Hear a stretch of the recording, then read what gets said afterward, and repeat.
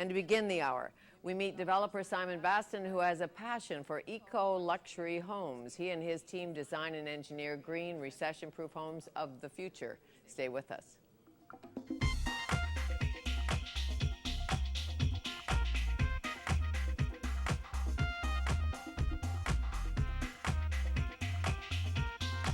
Developer, dreamer, designer, and Wales native Simon Baston works with a high-energy eco team who believe green building is our future and soon will become the standard for construction in this country and around the globe, they hope. It is my pleasure to welcome Simon Baston, the owner of Leading Homes, to Studio 4 to tell us more. Hi. Pleased to meet you, Fanny. Nice to meet you. Hi. All the way from Wales. All the way from Wales. Well, a long way getting here, taking me, but yeah, we've got you. What brought you to Canada? Originally, I played a rugby season in Edmonton in the early 90s. I had 6 or 7 months there. When I went back to college afterwards, I realized how much I enjoyed Canada and how much I wanted to come back, but I had to finish my college courses and everything else, and I figured that the West Coast was probably better for me. I don't know if I could handle the weather internally.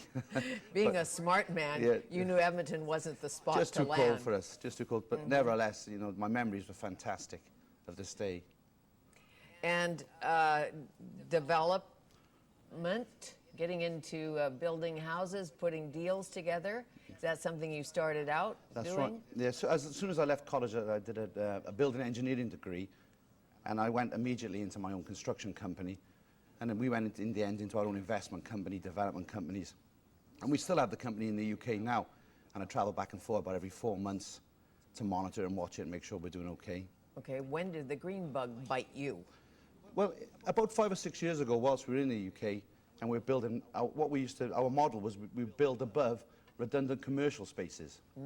Much as you'd see in East Van, these magnificent buildings with box sash windows, beautiful brick architecture, but often they're redundant and they're, you know, disused.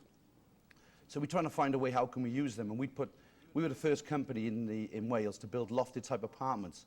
Very small, simple, easy design, but cheap, affordable type housing. So we were just trying to find a way to not take a building down and to reuse it. And from that's my whole interest has really developed. Sure, reuse, recycle, rethink. In Penarth, as you say, Penarth, Wales, you built the bay lofts. Yeah, that's right. Yeah, this is the example of the area we used to build in. As you'll know, in UK, all the buildings often are 200-300 years old, and we just don't tear down there. And there's limited space anyway, so we have to be creative, and we have to think, how can we reuse these buildings? And as you say, actually reusing a building is the most sustainable way to move forward. And can it be green? Oh, Yes, absolutely. it can.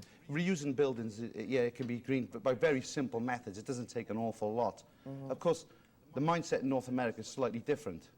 Is that, you know, the average home is only lasts 34 years in North America. So I was surprised by that. Every 34 years, we take them down, on average, give you or take them down. take.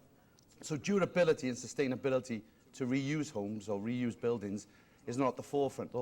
Although I suggest as we move forward and the cost of construction and the ills of taking buildings down, I think that people will start to look at how can we reuse these buildings and recycle them. We're getting a little smarter. Yeah, I think Europe so. is a bit ahead of us, Yeah. green-wise, a bit. Well, I think in all fairness, Fanny, I think Europe's probably ahead because of the nature of Europe, and it's a small place, there's not a huge amount of space there for us to build in. So I think we've become innovative by nature there. It's necessity, really. But I think that Canada, and especially Vancouver, where it's a waterlocked city, isn't it? There's, you know, mountains behind, water in front. And I think Vancouver, you know, is nearly maxed out land-wise. So I think that, you know, you'll see more, better use of land, splitting of land, dual residency, different things. Sure. Well, certainly Vancouverism is eco-density personified. Yeah. They've made it a verb. Well, it's the greenest city in North America. Yes. Yeah. And apparently in Dubai and places like that, they have mini Vancouvers, Yeah. or at least As our an example. ideas. Yeah, yeah. Oh, there's no doubt that Vancouver, I've been to many expositions and expos, and Vancouver's at the head of the, you know, the green revolution in North America. Tell me about the LEED Gold standard. LEED stands for? Leadership in energy and environmental design. LEED is commonly used here for commercial and government buildings, and it's been around about 10 years.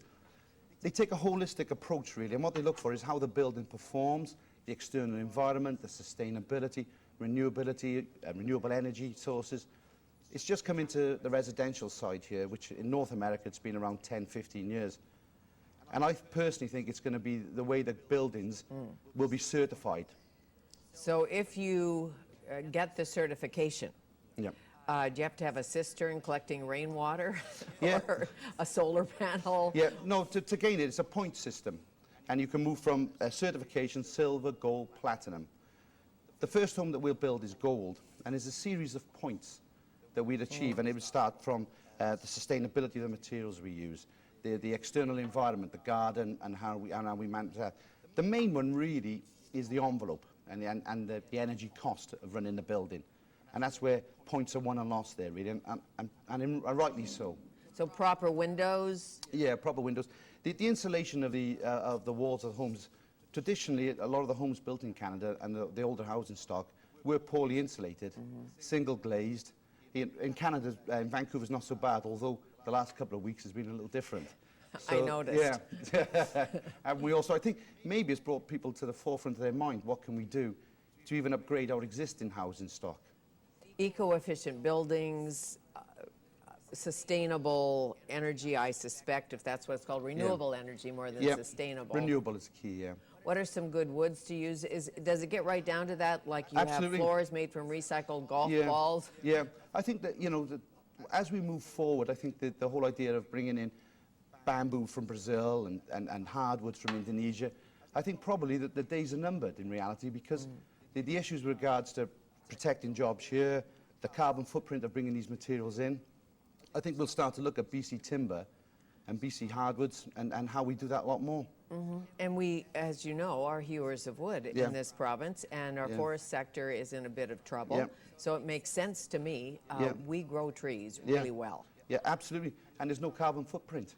All the trees that's grown in BC, you know, they're forestry managed, 5, 10-year, 20-year growth. So there's no carbon footprint. So there's always renewable.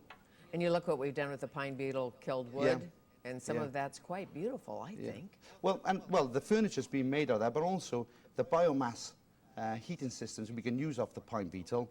You know, they crush it and they use all the waste or whatever. And there's plenty of places now that are using them for multi-residential places where we can burn this. It's just a question of thinking a little bit out of the envelope. There was a big splashy picture of you in Shared Vision magazine. Oh, right, yeah, I was lucky. Yeah. Talking about eco-luxury, an eco-luxury home. Define that. Well, eco-luxury, I suppose many people would see as a contradiction in terms. How do you get there? Well, my view was always, you have to build in the market that you're building in. And the market that I'm building in particular, demands a size of home and a size of luxury to that. Now, what people have got to realize with the green movement and how we're moving is that you can have all these toys, you can have your media room, you can have your pool, you can have everything you want. But it's all the materials and the faucets and the kitchens and everything else you put into it. If you think of each point and you work it out, you can have everything. But it's just a question of designing these products better, multi-use of space, and we can do it all. So I know you're building one. That's right, yeah. On the other side of the pond in West Vancouver. That's right. Take me into one of your meetings with the team. Yep. Who's on the team, firstly? Well, obviously the architect's the first person you bring on board. From day one, it's critical that you get your builder or your project manager on board with yourself. You have your HVAC consultant, your heating consultant, interior designer, and really important, your exterior gardener. For me, an integrated design approach, which is, I think, is the key to move forward, is everybody has this say from day one, and we iron out all the problems from day one. So when we get onto site and when we build, there's no change in specification. Each nook and cranny is used to the maximum. We've designed it so that building operates at its maximum efficiency.